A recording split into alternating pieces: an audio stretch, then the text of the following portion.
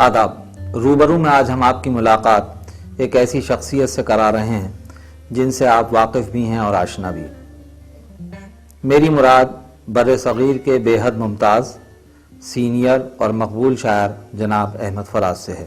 تو میں چاہوں گا تھوڑا سا آپ مختصراً بتائیں اپنی پیدائش کے بارے میں. اور دیکھیں جی، میں ویسے پہلے شکریہ آپ کا.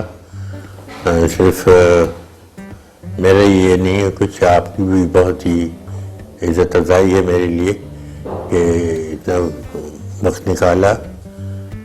بچپن تھوڑا سا اگر میں پلٹ کے دیکھوں تو یاد پڑتا ہے کہ میرے والدین جو کہ ہم سید گھرانے سے ہیں، ہمارے دادا جی کی قبر وہاں مزار کہہ لیں، جیسے لاہور میں داتا گنج بخش ہے ویسے ہی ان کا رتبہ وہاں ہے. لوگ آ کے نظر آن، تو مجھے شروع سے ان چیزوں سے ذرا. آپ کی مادری زبان جو ہے پشتو ہے، لیکن ظاہر ہے کہ آپ نے شاعری اردو کے اندر کی اور اپنے لیے اردو دنیا کے اندر ایک الگ مقام جو ہے بنایا. کیا آپ نے کبھی پشتو میں بھی شعر کہا، خاص طور پہ جو ابتدائی زمانہ؟ مجھے دوستوں نے بڑے تانے بھی دیے، پشتو اسپیکنگ دوستوں نے، اور کہ تو اپنی زبان میں نہیں کہتا اور اردو میں کہتا. میں کہا اردو آپ کی زبان میں یا ہماری زبان میں خوشحال خان جیسا بڑا شاعر ہے، وہ رحمان بابا ہے اور بھی، لیکن پشتو زبان کو زیادہ ترقی نہیں کر سکی. اس میں یوں کہوں گا کہ اسکالرز کم تھے جنہوں نے زبان پہ. پشتو اکیڈمی بھی ہے لیکن اس کے کام سے میں زیادہ مطمئن نہیں ہوں. بہرحال ایک چیز مجھے اور کبھی اکثر میں سوچتا ہوں اس مسئلے کے اوپر کہ ہمارے جو 20ویں صدی کے جو بعض بڑے شاعر ہیں، مثال کے طور کے اوپر ان میں اقبال ہیں، جی، فیض کا نام آتا ہے، سارے راشد ہیں، بالکل آپ سارے ہیں، یعنی جن کی مادری زبان اردو نہیں تھی انہوں نے اردو میں شعر کہا. اور تمام کے تمام جو ہیں بہت شاعر ہیں. ہماری جو ادبی تاریخ ہے اس کے کیا ریزن اس کے پیچھے نظر آتا ہے؟ میرا خیال یہ ہے، ذرا میں اس کو اور پھیلاؤں، کہ جو ہمارا بنیادی علاقہ تھا اردو دان یا اردو اسپیکنگ یا جہاں اردو بولی جاتی تھی، وہ لوگ سیل پسند ہو گئے تھے کہ زبان پہ تو کوئی انہیں توجہ نہیں دی. اور غزل کا زیادہ تر روایت تھا، چرچا وہی روایتی غزل وہ کہتے تھے. حالانکہ غالب کے بعد غزل کا کو چھونا مشکل تھا، اور وہ سمجھتے تھے کہ شاید یہ زبان تو ہم نے دودھ ماں کے دودھ میں پی ہوئی ہے. اس لیے ان لوگوں کو بہت محنت کرنی پڑی. پہلی چیز کہ زبان ایکوائر کریں، پھر اس زبان کی جو بھی باریکیاں ہیں، اس کی لطافتیں ہیں، اس کی نزاکتیں ہیں، ان کو جانیں. اچھا یہ بتائیے کہ جو ابتدائی زمانہ ہوتا، آپ نے کس سن میں شعر گوئی شروع کی؟ اور میں 9ویں میں تھا. وہ عشق جو ہوتا ہے ان دنوں، انفیچویشن عشق کیا، ہاں وہ زیادہ ہوتا ہے. تو بس وہ پہلی لڑکی جو وہاں جس سے ہماری شناسائی ہوئی، والدین کی دوستی، خاندانوں کی، تو اس نے ایک دن مجھے کہا کہ تمہیں بیت بازی آتی ہے؟ میں نے کہا وہ کیا چیز ہوتی ہے؟ یہ میں اس طرح کیا وہ اردو علاقے کی تھی؟ نہیں، کالج میں ان کی بیت بازی ہوتی ہے، اسکول میں ہوتی تھی. وہ 10ویں میں تھی، ہم 9ویں میں تھے. ہم نے کہا وہ کیا ہوتا ہے؟ سمجھایا کس طرح ہوتا ہے. پھر اس کے لیے ہم شعر یاد کریں کہ کل بیت بازی ہوگی اس کے ساتھ. وہ پھر بھی جیت جاتی تھی مجھے. پھر میں نے کہا یار یہ بات بنتی نہیں ہے، اپنے گھڑنے شروع کر لو. تو وہ گھڑنے شروع کیے. پھر والد صاحب کے پاس شعراء آتے تھے، ہم بیٹھتے تھے ان کی محفل میں.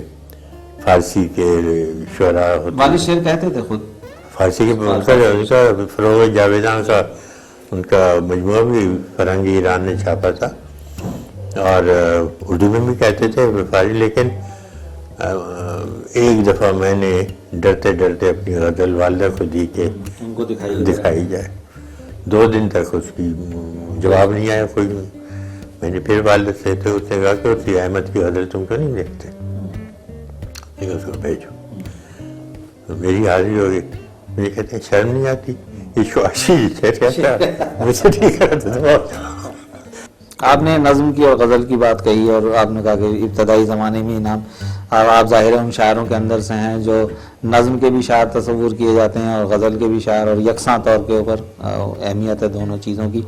لیکن خود آپ کو جو ہے ان میں دونوں میں سے اصناف میں سے یا کوئی ضرورت ایسی ہوتی ہے کہ آپ الگ الگ وقت اصل میں موضوع جو ہے بعض چیزیں ہیں اس کے لیے کینوس غزل کرنی چاہتے ہیں محدود ہے. اور پھر دوسرا جو غزل کا مسئلہ ہے وہ بعض اوقات ایک شعر پوری نظم کو کھا جاتا ہے, لیکن بعض موضوع ایسے ہوتے ہیں کہ جن کے لیے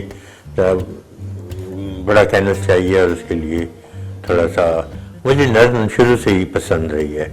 غزل میں نے بعد میں مطلب کہتا تو شروع سے تھا, لیکن جیسے آپ نے کہا تو لیکن اب کچھ عرصے سے میں نظم کوئی نہیں میں نے کہی غزلیں زیادہ یعنی یہ موڈ کا مسئلہ ہے, یہ طبیعت جس طرف مائل ہوتی ہے اس کو.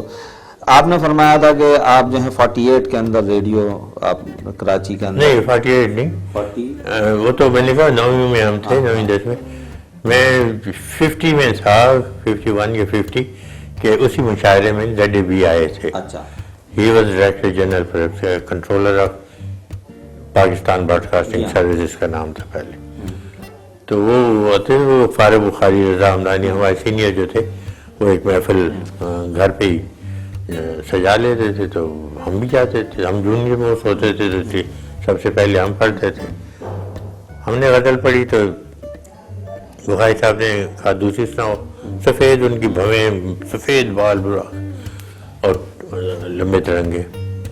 میں نے پڑھ دی دوسری غزل بھی, تو کہنے لگے کہ فراز بیٹا جب ریڈیو کی ملازمت چاہو تو آ جانا کر بس ایک لائن لکھ دو تو بس. تو یہ ان کے بخاری صاحب کے بارے میں اکثر کہا جاتا ہے, وہ ٹیلنٹ ہنٹنگ جو تھی ان کے ہاں وہ زبردست تھی. وہ جہاں ٹیلنٹ اسپاٹ کرتے تھے کہتے تھے آ جاؤ اگر آنا ہے تو جوائن کر لو. اور بس پھر تو آپ کے ساتھ کون لوگ تھے اس زمانے میں, جو ابتدائی زمانے جب آپ نے کراچی ریڈیو میں میرے ساتھ سینئر سارے لوگ تھے. شاہد احمد دہلوی کے ساتھ آپ نے کام کیا, چراغ حسن اسد, ارم لکھنوی, یہ لوگ تھے. یہ سیما بغدادی بھی آتے تھے. پھر وہاں کے اور جو سینئر شعراء تھے اب تو وہ چراغ حسن اسد کے بارے میں کہتے ہیں خاصے ویٹی آدمی تھے. ان کے لطیفے سناتا ہوں جی, وہ یہ دوسرا دور ہے. اور بخاری صاحب کا بھی یہ ہے کہ بخاری صاحب بھی کافی ویٹی آدمی. ہاں وہ بہت ویٹی تھے. خیر ہم والد نے کوئی گلدان مجھ سے ٹوٹا اور تو جھاڑا, تو میں نے کہا کل سے نہیں آنا. ہم نے لکھ لیا. خیر وہ فوراً مجھے اپائنٹمنٹ لیٹر آ گیا, میں چلا گیا کالج چھوڑ کے. فرسٹ ایئر میں چھوڑ دیا تھا. یہ کس سن کی بات ہے؟ یہ 51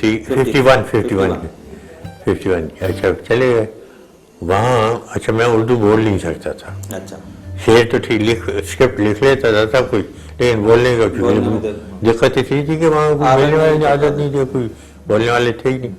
تو ایک دن اچھا ہمارا وہاں دفتر جو کراچی ریڈیو اسٹیشن تھا, کوئی بلڈنگ باقاعدہ بلڈنگ نہیں تھی اس کی, ٹینٹوں میں کام کرتے تھے ہم. بعد میں بنی, بہت بعد میں بلڈنگ بنی. پھر تو وہ ایک دن مجھے آواز آئی کہ فراز تم نے یہ میز صاف نہیں کی. میں نے کہا کہ میں بھی میزیں صاف کر رہی یہاں. تو بعد میں پتہ چلا فراش. تو فراز میں سمجھا مجھے بلا رہا تھا. تو وہ دور تو گزر گیا. میں نے رات کو روتا تھا, وہاں یاد آتی تھی, دن کو کام کرتے تھے. آخر تنگ آ کے میں نے, اب ایسے بڑی خراب ہو گئی. میں گیا, ڈائریکٹر جو بھی تھے کتب صاحب تھے, میں نے میرا یا تو استعفیٰ لے لی یا مجھے ٹرانسفر کر دیں. خیر انہوں نے بات کی تھی تو انہوں نے کہا بچہ ٹرانسفر کر دو اس کو. تو وہ ہم پشاور آ گئے. وہ زمانہ تو اصل میں بالکل دوسری طرح کا زمانہ تھا. یعنی میں نے بھی ریڈیو ٹیلی ویژن میں کام کیا ہے اور سنے ہیں اس زمانے کے قصے جو آج ممکن نہیں ہے. آج کل پریشرز دوسری طرح کے ہوتے ہیں. یہ بتائیے مجھے کہ ٹھیک ہے شاعری اور ادب تو بنیادی آپ کا ایک سروکار ہے جس میں مصروف رہنا چاہتے ہیں اور رہتے ہیں. اس کے علاوہ اور کیا مشاغل ہیں, مطلب جس وقت شعر نہیں کہہ رہے ہوتے یا شاعری نہیں. جی میں شعر تو روز کہتا نہیں, مہینوں بعد یا ہفتوں بعد. پہلے تو تیزی سے کہتا تھا, ذرا دھیما ہو گیا. تو میں ٹینس کھیلتا رہا. اچھا ٹینس کھیلتا. ہاں مجھے ٹینس پسند بھی تھی. بیڈمنٹن بھی کھیلی, پھر ٹینس کھیلی, ہاکی تھوڑے دن کھیلی. ہارے اتنی بری طرح کے, میری ٹیم 11 گول جب اس پہ ہو گیا ہاف ٹائم تک, تو میں نے کہا میں ابھی آتا ہوں. میں کیپٹن بنا کے سیدھا گھر گیا اور سو گیا. تو وہ پھر سے چھوٹی. باقی مارننگ واک میری کافی اچھا تک کرتے. اسلام آباد میں تو خاص طور پہ یو ایکچولی اسلام آباد تو شہر اس طرح کا ہے جہاں آپ مارننگ واک کے لیے نکل سکتے ہیں, کشادہ صاف ستھرے, اور یہ چاروں طرف, اور موسم بھی بہت اچھا معتدل رہتا ہے. یہ بتائیے کہ ایک آپ نے خاصا لمبا وقت جو ہے وہ برطانیہ میں گزارا, یورپ میں گزارا. ضیاء الحق کا جو دور تھا, جنرل ضیاء الحق کا اس زمانے میں, وہاں فیض صاحب بھی اس زمانے میں تھے. اس زمانے کی کیا یادیں ہیں آپ کی, اور یورپ کا جو تجربہ ہے آپ کا وہ کیا ہے؟ یورپ کا تجربہ تو خیر ہر ایک کا تقریباً ایک ہی جیسا ہے. وہاں چلنا پھرنا, کھانا پینا, بالکل رسم و رواج تھوڑے سے مختلف ہیں اور آدمی کو ایڈجسٹ کرنا پڑتا ہے. مثلا یہاں تو ہم 9 بجے کا 10 بجے پہنچ گئے, وہاں ذرا یہ ہے. فیض صاحب کی کمپنی میرا سارا سرمایہ ہے کہ ہم ایک ہی چھت کے نیچے رہے. فیض صاحب کی 3 چیزیں تو اتنی اچھی, مطلب امپریسو تھیں. ایک کہ انہیں کبھی غصہ نہیں آتا, کچھ ہو جائے ٹال جاتے تھے ہر چیز غصہ مجال ہے. جو ایک دفعہ البتہ انہیں آیا, وہ بھی مجھے فون کیا انہوں نے لاہور سے کہ بھائی ہم اسلام آباد آئے ہوئے ہیں. ان دنوں میں پشاور میں رہتا تھا, تو آ کے ہمیں لے جاؤ, یہاں سے ہم 3-4 دن وہاں گزارنا چاہتے. میں گاڑی لے کے گیا تو سب وہ ناشتے پہ بیٹھے تھے, تو وہ لایا, وہ جلا ہوا تھا ٹوسٹ کافی. یہ غصہ کیا کہ یہ تو ٹوسٹ کی یہ حالت بنا کے لایا. تو پھر اسے جلدی وہی کھا لیا, انہیں چائے پی, تو اس کو 10 روپے ٹپ دیے. میں نے کہا ایسا پہلے آپ نے کہا غصہ کیا نہیں, میں نے کہا 10 روپے تو بہت چیز ہے. انہوں نے روپیہ 2 روپے دے, کہ بھائی ہم نے اس کا غصہ بھی تو کیا تھا, تو کمپنسیٹ کرنی ہے. لیکن ایک انہیں غصہ بہت کم آتا تھا, بہت ہی کم. مجھے تو یاد نہیں, بس 1-2 واقعے ہیں جن میں یہ تو سب لوگوں نے, جتنے بھی ان کے سوانح نگار ہیں, جنہوں نے بھی ان کے بارے میں لکھا ہے, اس طرف اشارہ کیا. میرا چونکہ پریکٹیکل ذاتی تجربہ ہے. تو پھر دوسری بات یہ کہ لوگ ان کے خلاف کافی لکھ رہے تھے نوائے وقت. بھائی ان کا فیض صاحب یہ آپ بھائی ان کا کام وہ کریں, ہمارا کام ہم کریں. اور تیسری چیز یہ کہ he was very bright person. اچھا کسی موضوع پہ گفتگو کریں تو اتنا ٹو دا پوائنٹ آپ سے بات, اور بڑے تو مطالعہ بھی وسیع تھا. اور لیکن یہ بھی تھا کہ شعر معاملے میں تھوڑے سے وہ بھی لے لیتے تھے, لبرٹی بھی لے لیتے تھے, اور ہم جیسا کہ پھر بات مان بھی لیتے تھے.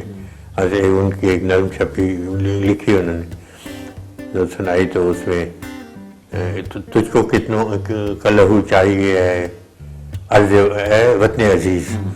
تو میں نے کہا ایسا وطن ہونا, ارے بھائی میں تو کیا میں نے کہا کہ اس کو عرض وطن کر دیں, تو کر دیا انہوں نے.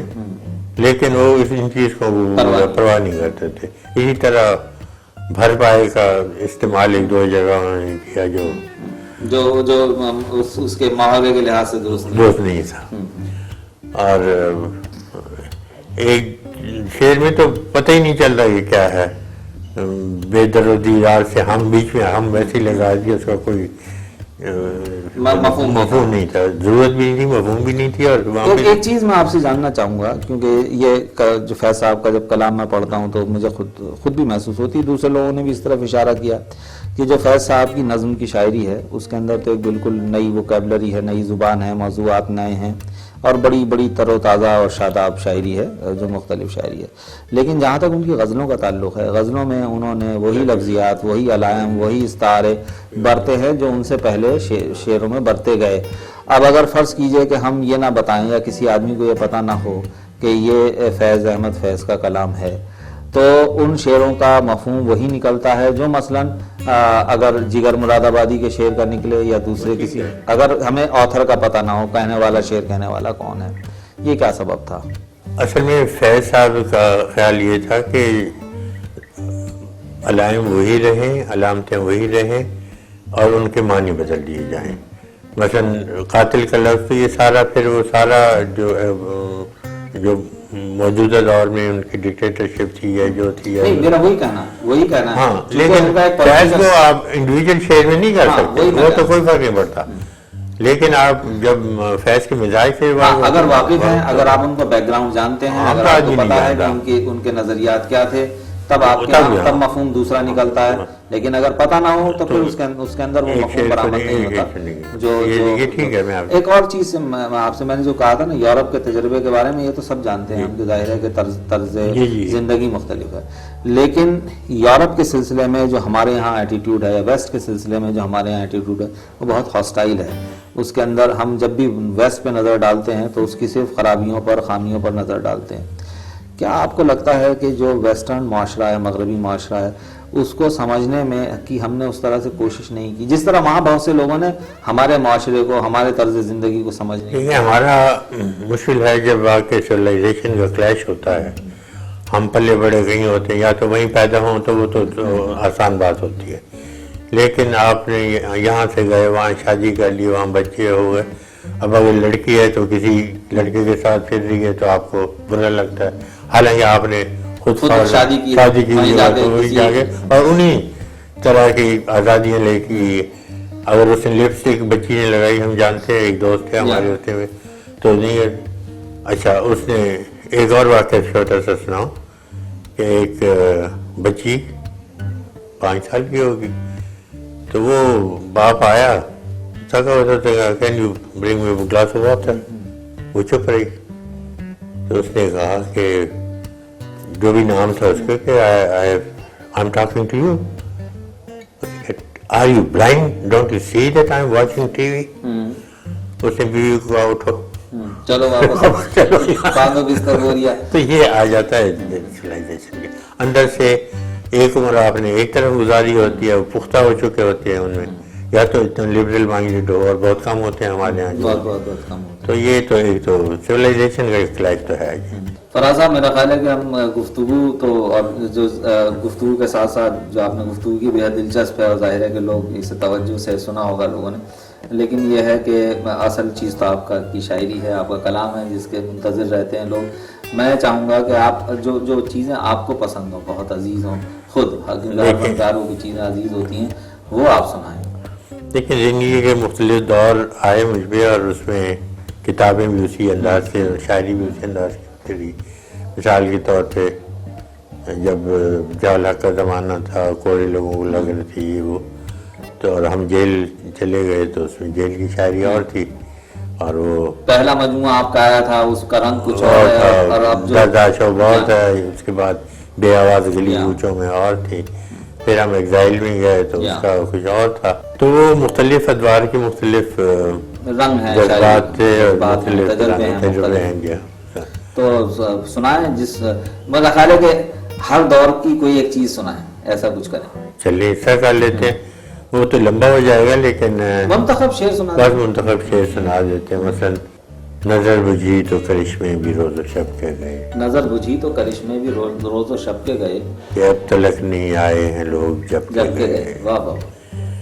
کرے گا کون تیری بے وفائیوں کا گلہ، کرے گا کون تیری بے وفائیوں کا گلہ، یہی ہے رسم زمانہ تو اب کہ ہم بھی اب کے گئے. واہ. کرے گا کون تیری بے وفائیوں کا گلہ، یہی ہے رسم زمانہ تو ہم بھی اب کے گئے.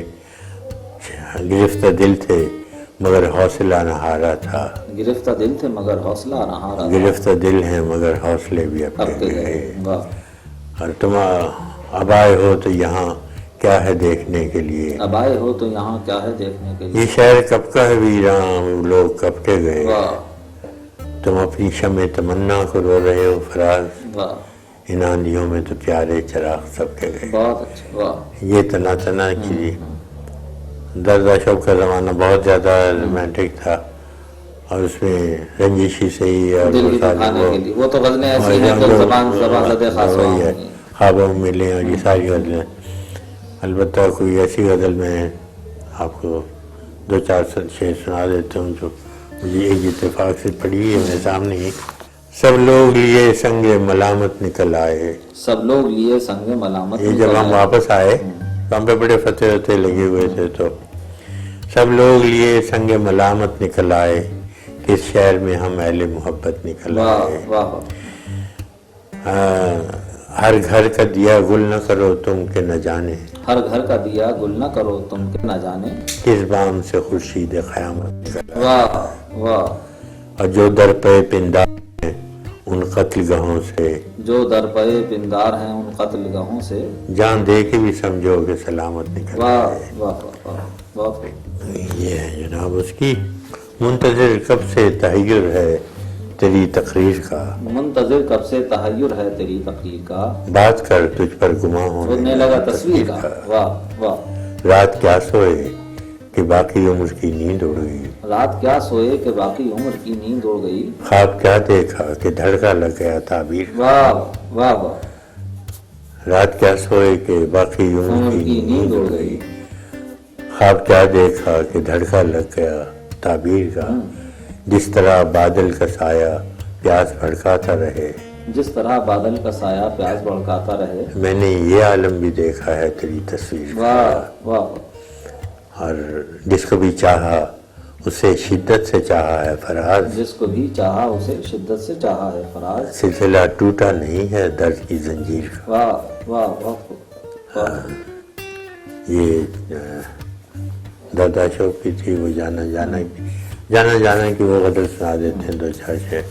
اب کے تجدید وفا کا نہیں کہاں جانا یاد کیا تجھ کو دلائیں تیرا پیمان جانا یوں ہی موسم کی ادا دیکھ کے یاد آیا ہے کس قدر جلد بدل جاتے ہیں انسان جانا واہ واہ اول کی محبت کے نشے یاد تو کر بے پیے بھی تیرا چہرہ تھا گلستان جانا واہ آخر تو یہ عالم ہے کہ اب ہوش نہیں رگے مینا تو لگ اٹھی کہ رگے جہاں جانا زندگی تیری عطا تھی سو تیرے نام کی ہے ہم نے جیسے بھی بسر کی تیرا احسان جانا ہم کے روٹھی ہوئی رت کو بھی منا لیتے تھے ہم کے روٹھی ہوئی رت کو بھی منا لیتے تھے ہم نے دیکھا ہی نہ تھا موسم ہجراں جانا